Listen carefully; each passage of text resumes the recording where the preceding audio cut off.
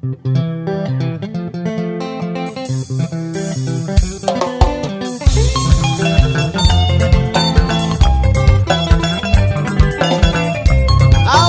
sikamthwakazi wothobela boshoko yini lasinedwaleni kwaphuma imvula phela akube kuhle kube njalo kube mhlophe kube budelegele boshoko asibuyeleni emasikweni esasivele siyophila kudala ephilwa ngokhokho bethu madoda kuthi kunjani abasatheni inganekwane sisidla amantogomani sihleli labomkhulu edala emadoda sithi masisisuka lapho siye khonale emahosaneni madoda uzizwe zikhala kamnandi zisenzenje zakomanyangwa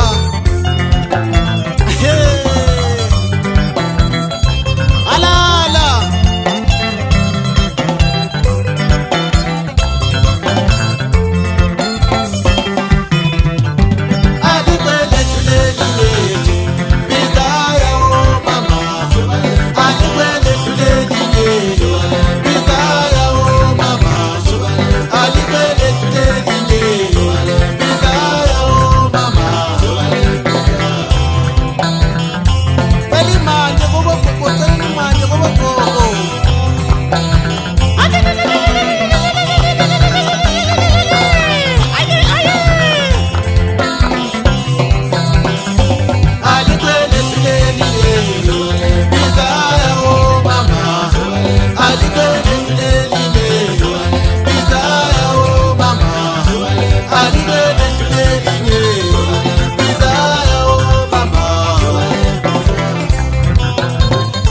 zazisengwa inkomo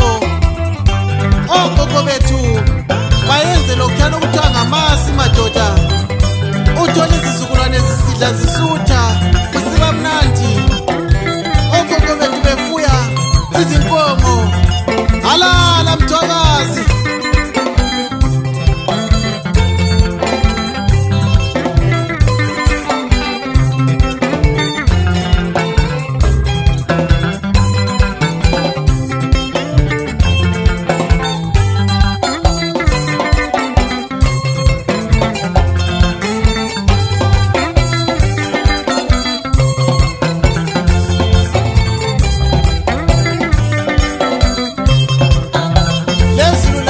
madoda sishayina la kusiba kuhle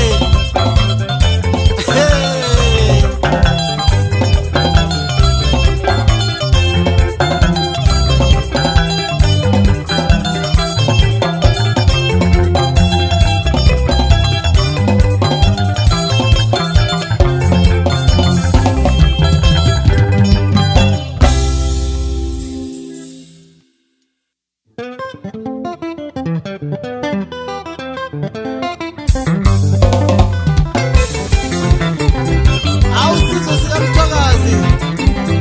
sengize ngazo indaba zamasiko madoda alala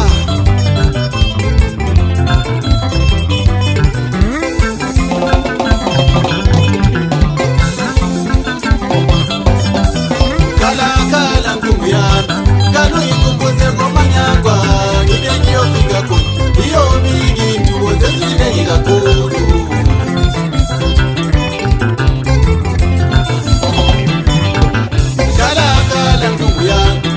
ngikumbuze ngomanyangwa mina ngike ngiyofika khona iyobiki indubo zezinengi kakhulu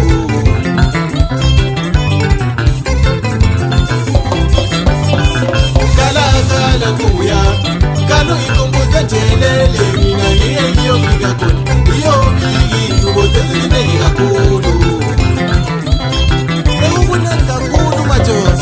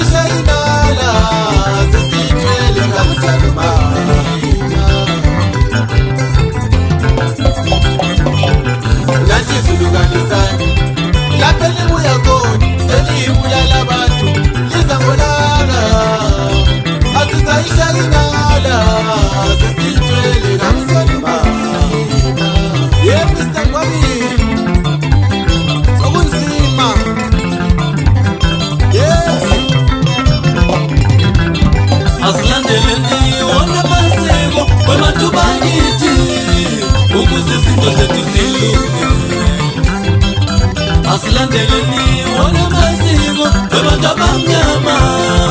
ukuze izinto zethu zilunge, ukuze izinto zethu zilunge sonke, ukuze izinto zethu zilunge, ukuze izinto zethu zilunge sonke. Awumadoda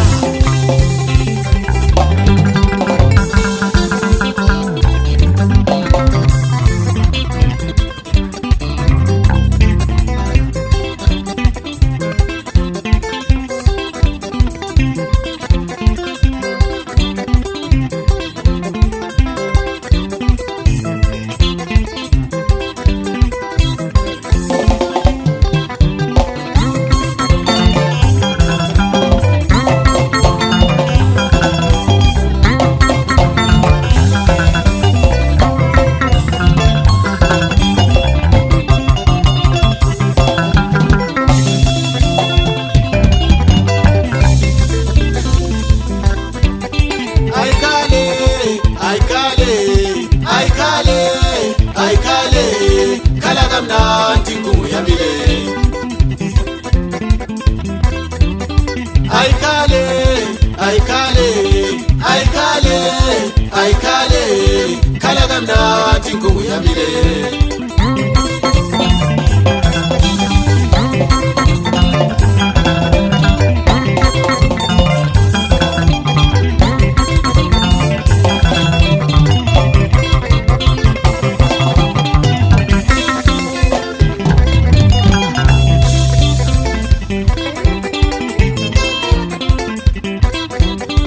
aikale aikale aikale kala kamnandi nguyamile aikale aikale aikale aikale kala kamnandi nguyamile ye Mr. Ngwabi sengishiyela wena majuju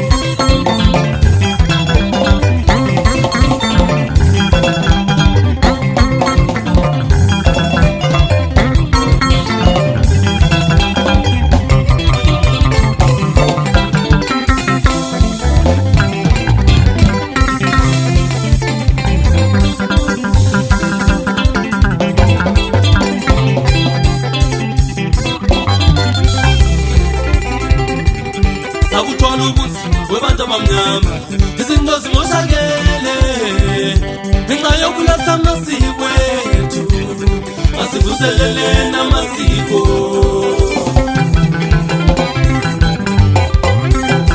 yethi bosani yatela mzokane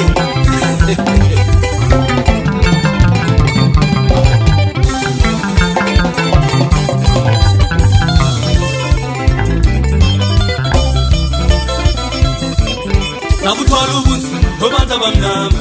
izinto zimoshakele ngenxa yokulahla amasiko ethu, asivuselele namasiko,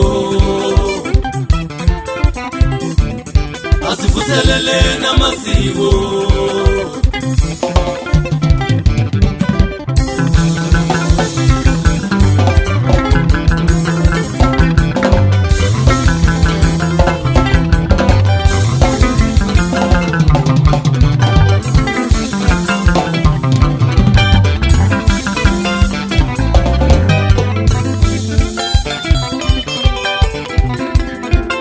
lonke hamba layo Ngwabi madoda phansi khona lechongokwe madoda yesa moyo awudalule sound lo madoda ngitsho majiji bosikhanda